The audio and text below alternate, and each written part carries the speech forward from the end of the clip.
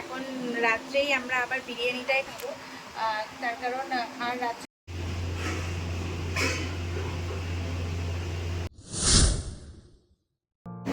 Hello বন্ধুরা, কেমন আছো সবাই? আশা করছি ভালো আছো। আমার নতুন আরও একটি ব্লগে তোমাদের সকলকে স্বাগত জানাই।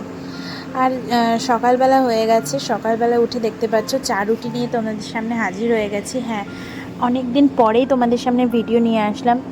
তার প্রচুর কারণ আছে। এর আগে তো আমি তোমাদের অনেক ব্লগেই বলেছি যে একটা ছোট্ট বাচ্চা মেয়ে নিয়ে সম্ভব হয়ে ওঠে না ভিডিও করা সম্ভব হয়ে উঠলেও সেটাকে এডিট করার জন্য প্রচুর টাইম লাগে, আর সেই টাইমটাই আমার হাতে নেই, জানো তো কেন বলো তো? মানে সমস্ত কাজবাজ সেরে আবার এখন মেয়েটা একটু পা পেয়েছে, ও এদিকে চলে যায় ওদিকে চলে যায়, এই নিয়ে সামলাতে সামলাতে আর সবাই ধরো কাজে যায়, সবাই কোনো না কোনো কাজ করে। তোমরা সবাই যেন আমার বাড়ির সবাই ওয়ার্কিং।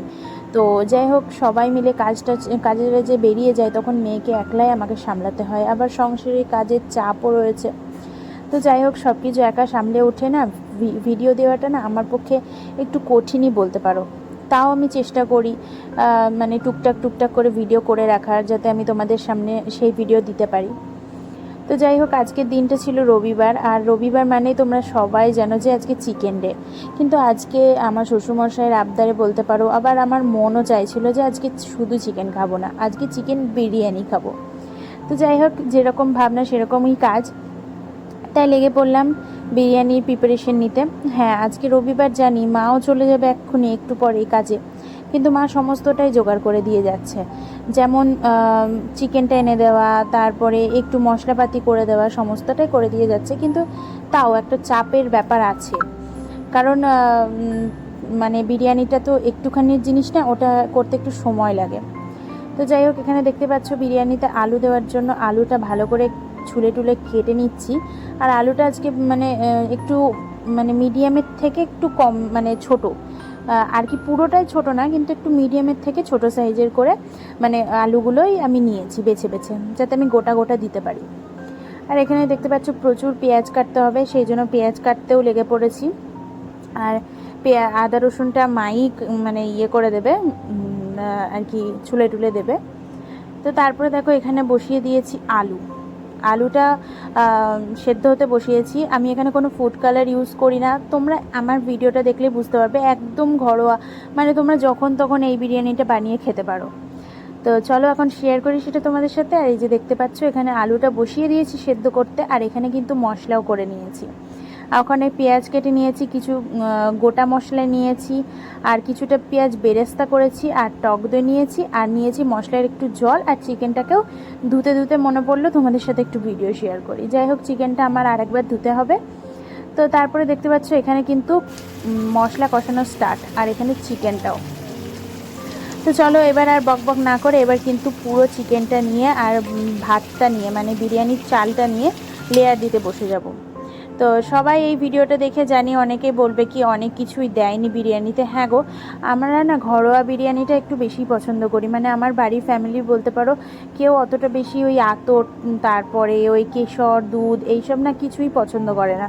ওই জন্য আমি আর কি দিই না, দিলে তো দেওয়াই যায়, আসলে জানি পুরোটাই, কিন্তু ওই ঘরোয়াভাবে খেতে একটু বেশি পছন্দ করে। যতটা ওই যে আতর টাতর এইসব দেবো, হ্যাঁ, তত মানে যতটুকু খাবে ওইগুলো দিলে তার থেকে একটু বেশি পরিমাণে খাবে আমার বাড়ির লোক, মানে একটু সিম্পলভাবে রান্না করলে আর কি। তো যাই হোক, এই যে লেয়ার দেওয়া শুরু করে দিয়েছি। এই হাঁড়িতেই না ভাতটা করেছিলাম, জানো আমাদের বড় জায়গা আছে, কিন্তু বড় জায়গা আবার আমি উপর দিতে পারবো না, মানে ভাতের মার গালতে পারবো না, সেজন্য। আর মা তো জানোই কাজে চলে গেছে, সবটা একলা করছি। তো যাই হোক, এই ভাতটা একটু আঁচড়ে নিলাম, আঁচড়ে নিয়ে এখানে দিয়ে দিলাম একটুখানি সাদা তেল।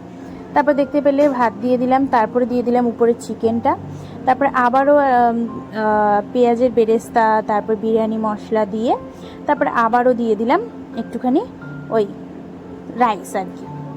তারপর আবারও একটুখানি চিকেন দিয়ে দেবো, তারপরে কেওড়ার জল, তারপরে গোলাপ জল, এই দুটো কিন্তু আমি ইউজ করি। হ্যাঁ, এই দুটো ইউজ করি। আর এই যে দেখো, এটা কিন্তু তোমরা ডিম ভেবো না, এই যে এটা হলো আলু। আজকে আলুটা পুরো ডিমের মতন লাগছিল, মানে সাইজটাই এইরকম ছিল, ওই জন্য। তো ওপর থেকে দেখতে পেলে বিরিয়ানি মশলা দিয়ে দিলাম। বাড়িতে বানাই না আর কি, মানে ওই আর কি সময়ের অভাব, যাই হোক, আর বিরিয়ানি মশলাও বাজার থেকে কেনা হয়েছিল, মাই সব কিছু কিনে দিয়ে গেছিলো। তো তারপরে দেখতে পেলে একদম লাস্ট লেয়ার দিয়ে নিলাম, আর এই যে ওপর থেকে একটু বেরেস্তা আর একটুখানি ওই চিকেনের মশলা দিয়ে দিলাম, গ্রেভি আর কি, আর তারপরে বিরিয়ানি মশলা আর একটুখানি কেওড়ার জল দিলাম। তো এই যে রেডি হয়ে গেল আমার কিন্তু হাঁড়ির মধ্যে বিরিয়ানির লেয়ার দেওয়া। এবার দেখতে পাচ্ছ এই গামলাতেও কিন্তু আমি লেয়ার দেবো, কারণ আমি না পুরোটাই মানে রাত্রে খাবার জন্য করেছি, মানে দিনেও হবে রাত্রেও হবে, যাতে আবার এক্সট্রা করে কোনো কিছু রান্না করতে না হয় রাত্রে। আবার এক্সট্রা করে রান্না করতে গেলে না মানে প্রচুর চাপ হয়ে যায়। তো এই যে দেখো ফাইনালি তোমাদেরকে ফাইনাল লুক দেখিয়ে দিলাম বিরিয়ানি, কেমন লাগছে অবশ্যই কমেন্ট করো।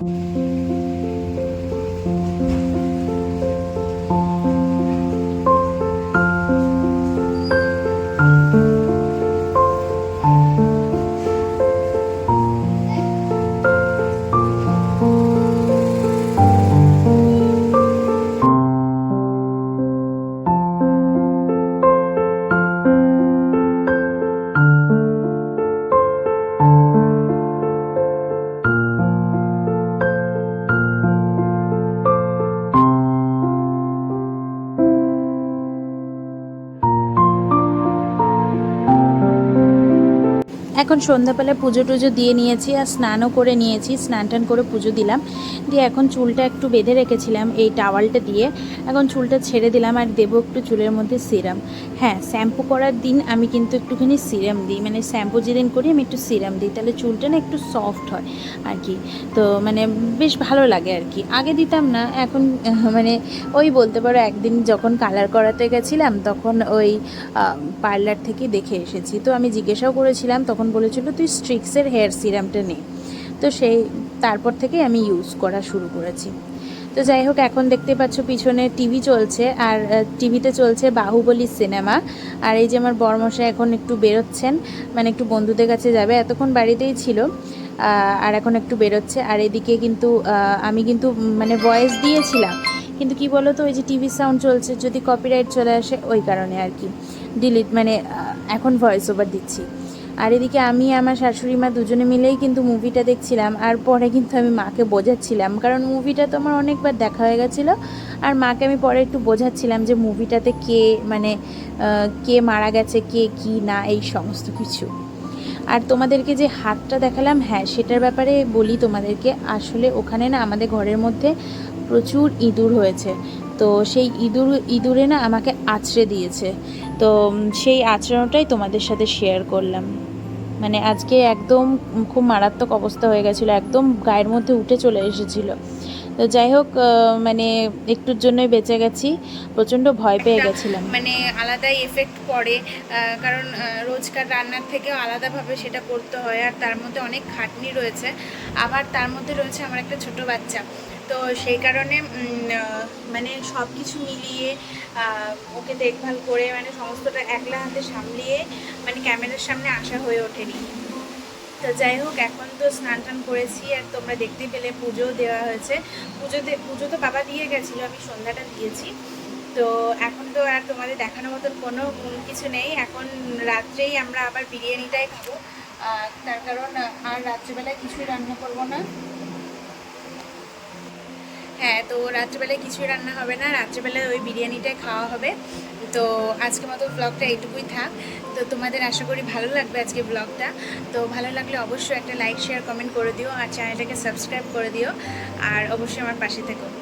তো দেখা হচ্ছে তোমাদের সাথে নতুন একটা ভিডিও নিয়ে, ততক্ষণের জন্য তোমরা সবাই সুস্থ থেকো, ভালো থেকো, আর সাবধানে থেকো। তো চলো আজকের মতো ভিডিওটা এইটুকুই থাক, দেখা হচ্ছে নতুন ব্লগে।